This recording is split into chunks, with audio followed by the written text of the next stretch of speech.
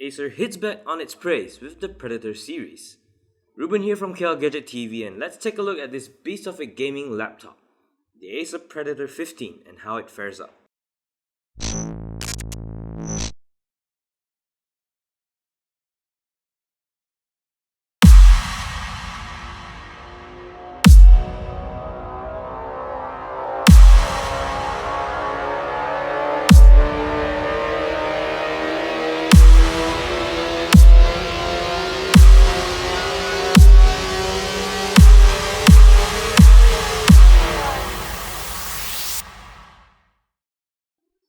Looks-wise, this guy is a beast and he means business. There's no subtlety to it, but rather full-on gaming aesthetics right in your face. On the lid is a BC-looking Predator logo along with two red LED strips on the sides. Acer seems to emphasize more on the Predator branding than its own Acer logo, which sits on the back of the body. The Predator is built with a matte black plastic which has a rubbery solid touch to it. The bottom half of the laptop features some nice looking red air vents on the back. The opposite side sit the Predator's powerful front-facing speakers, coupled with a subwoofer beneath to power the Predator Sound Pound, featuring Dolby Surround.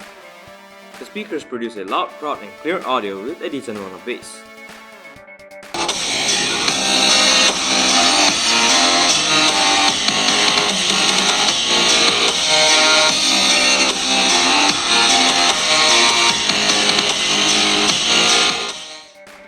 There's also the Predator Frostcore, which allows you to swap out the Blu-ray drive for an extra fan by Cooler Master, giving you 3 fans running in the Predator. However, that's more of a gimmick as it doesn't make much of a difference.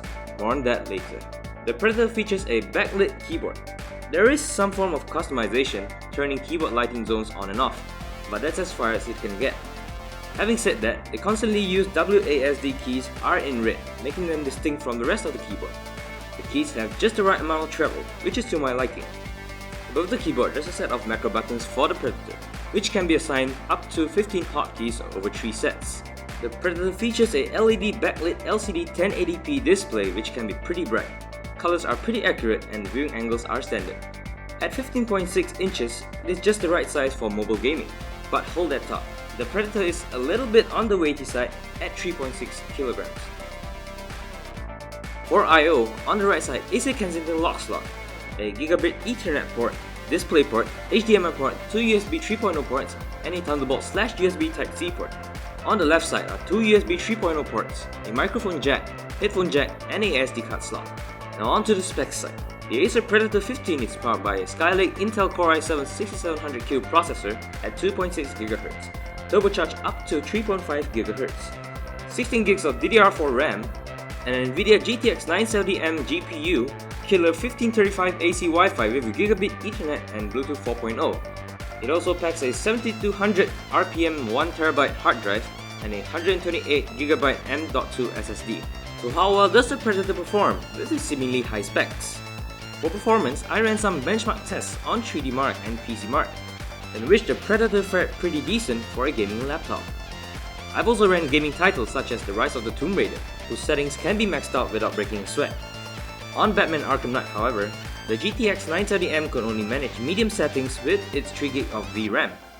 After many hours of gaming, the heat produced by the Predator is manageable, with most of the heat being put out through the air vents. The additional Predator Frostcore fan didn't seem to make a difference in reducing the heat as mentioned earlier.